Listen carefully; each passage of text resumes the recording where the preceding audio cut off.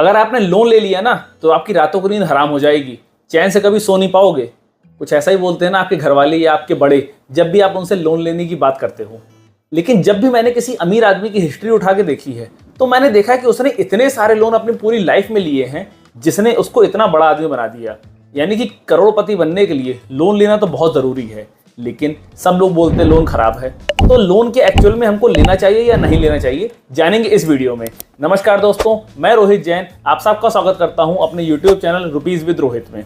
Guys, आपने मुकेश अंबानी के नाम तो सुना ही होगा, क्योंकि जब भी हम किसी बड़े आदमी की बात करते हैं इंडिया में तो अंबानी, टाटा, बिरला ऐसे नाम हमारे सामने आते हैं। जब मैंने मुकेश अंबानी के लिए हिस्ट्री देखी तो मुकेश अंबानी के पास 3 लाख करोड़ का लोन है। भाई 3 लाख करोड़, इतना लोन यार किसी आदमी के ऊपर है और आप बोल रहे हो कि वो बड़ा आदमी है। जी हाँ, क्योंकि जितने भी अमीर आदमी होते हैं वो सिर्फ लोन लेके ही बड़े बनते हैं, क्योंकि बिना लोन के किसी भी बिजनेस को आगे रन करना बहुत मुश्किल होता है। इंडिया में 5 में से 1 आदमी लोन लेता है, वो सिर्फ अपनी अय्याशियों के लिए, यानी कि घूमना फिरना, खाना पीना, इन सब चीज़ों के लिए वो लोन ले रहा है। और उसके ऊपर 10% लोग तो ऐसे भी हैं जो सिर्फ अपने क्रेडिट कार्ड के बिल भरने के लिए लोन ले रहे हैं, यानी कि एक लोन चुकाने के लिए दूसरा लोन। भाई ये कौन सी समझदारी हुई। फिर आप बोलोगे कि लोन लेना बेकार है। अब यहाँ पे आप कंपेयर करोगे बड़े आदमी को, तो वो अपना बिजनेस एक्सपेंड करने के लिए लोन ले रहा है। तो जब आप अपनी अय्याशियों के लिए लोन लेते हो, ये आपका होता है बैड लोन। और जब कोई भी आदमी अपना बिजनेस एक्सपेंड करने के लिए लोन लेता है, ये आता है गुड लोन। तो बैड लोन और गुड लोन में क्या डिफरेंस है, ये मैं आपको बताने वाला हूँ। आप सबने रॉबर्ट कियोसाकी की एक बुक जरूर पढ़ी होगी, रिच डैड पुअर डैड। अगर आपने नहीं पढ़ी है तो आप इसको पढ़ भी सकते हो, या फिर इसके बारे में आपने सुना जरूर होगा। उन्होंने 2 चीज बताई थी, एक होती है लायबिलिटी, एक होती है एसेट। तो जो भी लोन आप ले रहे हो उससे अपनी लायबिलिटी अगर खरीद रहे हो तो वो लोन बैड लोन है, और अगर किसी लोन से आप अपनी एसेट बना रहे हो तो वो गुड लोन है। थोड़ा सा इसको डिटेल में समझते हैं। देखो, हम लोग घर खरीदते हैं, लोन लेते हैं। हम लोग को कुछ भी फोन खरीदना होता है, लोन ले लेते हैं। यानी कि जब एक सैलरीड क्लास किसी भी चीज को अपनी अय्याशी के लिए खरीद रहा है या अपनी नीड के लिए खरीद रहा है, जैसे कि घर, फोन, लैपटॉप, कैमरा, ये सब, जब ये लोन लेके उठा रहा है तो उसके ऊपर लायबिलिटी खड़ी हो रही है, क्योंकि वो उसको कुछ पैसा बना के नहीं दे रही है, वो उससे सिर्फ पैसा लेगी। उसकी सैलरी से हर महीने ईएमआई लेगी। अब आप सोचो कि जब आप अपनी सैलरी से हर महीने उस चीज के लिए पैसा दे रहे हो जो आपको पैसा नहीं कमा के दे रहा है, तो ऑब्वियस सी बात है कि ये एक बैड लोन होगा।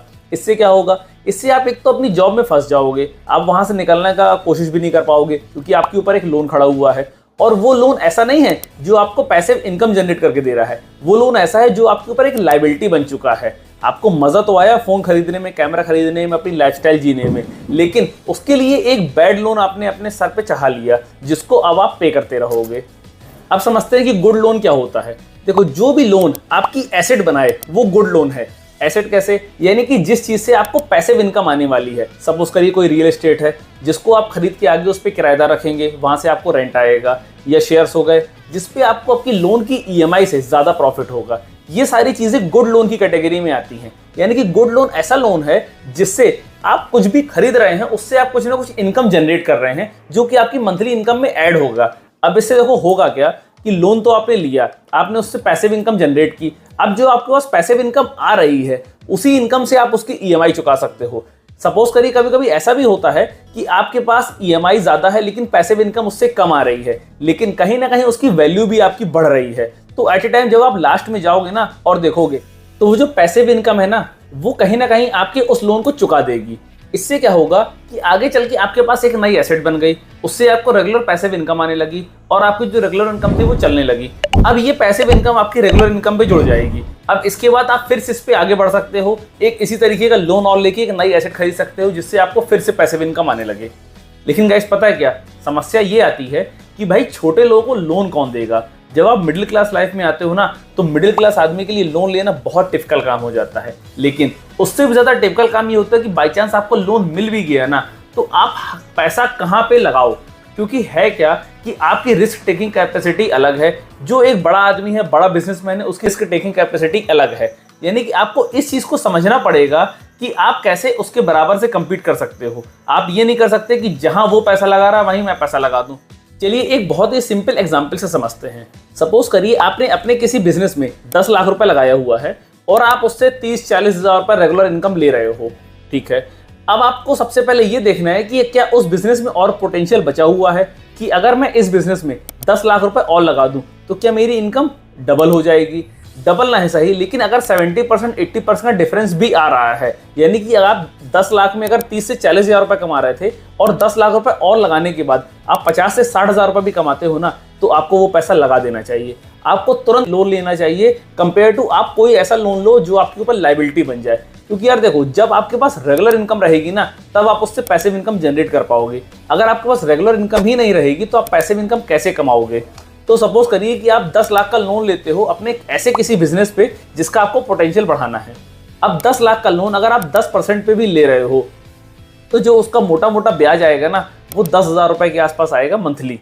अब जब आपको 10 लाख रुपए पे 10,000 रुपए ब्याज देना है मंथली के हिसाब से, तो आप सपोज करो कि अगर आप उसकी ईएमआई में भी 10,000 रुपए और भर देते हो और वो 20,000 रुपए से आप वो लोन चुकाना शुरू कर देते हो, लेकिन आप अपने बिजनेस से 25 से 30,000 रुपए कमा रहे हो, तो कहीं ना कहीं वो 10,000 का आपको प्रॉफिट तो मिल ही रहा है।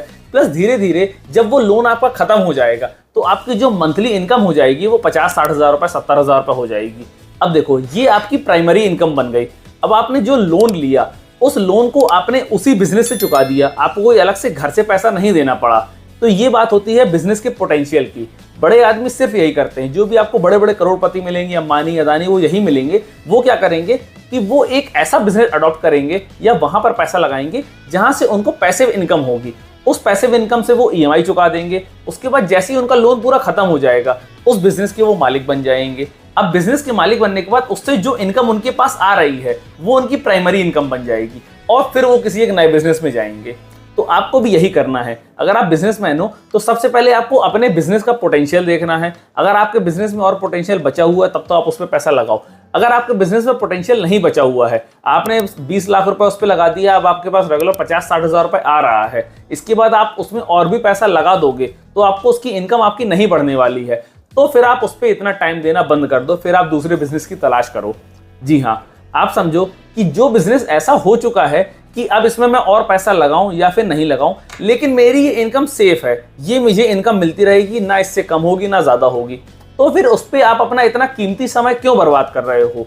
आप उस बिजनेस को थोड़ा सा ऑटोमेशन मोड पे लेके जाओ, जिससे कि आप उसका हिसाब किताब भी देख सको और कुछ टाइम आप अपने लिए भी निकालो और रिसर्च करो कि आप अपने एरिया में और क्या नया बिजनेस कर सकते हो, क्योंकि वो आपकी प्राइमरी इनकम एक सेट हो चुकी है। अब वो आपके पास हमेशा आती रहेगी।